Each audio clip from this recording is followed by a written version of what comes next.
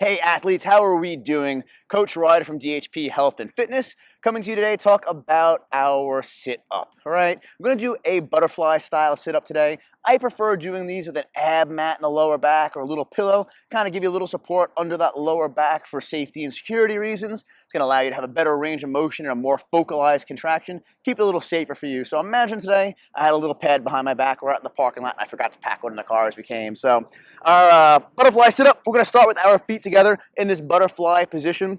The reason that we're going to be in this position exactly today is it allows us to have a safer and healthier range of motion, stabilizing our lower back bones, the vertebrae in our spine, for less flexion and extension. A normal sit-up with the feet like this, maybe even anchored, allows us to get into a really kind of awkward position with the spine bending, coming up and coming back down, and then trying to come through. There's a lot of different vectors of movement on that spine that if you have a spinal injury could exacerbate a problem and make it a little bit more unhealthy for you. So we want to have ourselves in a nice isolated position, allowing the musculature of the hip flexors and the abs to be balanced. We're going to have our feet pressing together.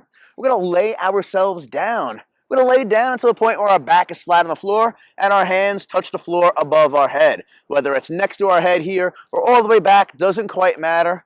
We're going to use those hands, snapping those hands forward to give us a little bit of momentum on the way up and allow us to carry that upper body force transition into the core of the body as well. So we're going to use those shoulders and those arms to bring the body up. That's going to contract the upper abs, allow us to roll down forward into the middle and lower abs on the way up.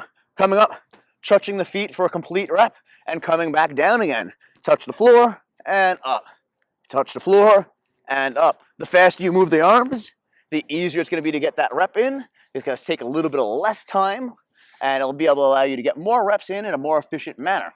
Another pro tip for you, keep the feet slightly pressed together. Having that closed chain of force is going to allow your hips to transition that energy to your lower back and your abs, allowing you to come up with more efficient movement. So if you're a competitive athlete, make sure of moving that arm swing and keeping those feet together. One last thing for my competitors out there, little different range of motion in the hands, rather than just coming up, hitting the floor, and making one big circle like so up. I want you to think about making two movements, coming up and then skipping forward.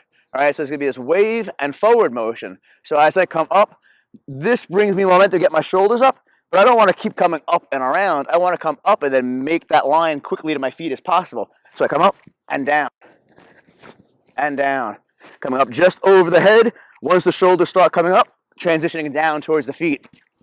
It's going to shave just a fraction or so or a second off each rep.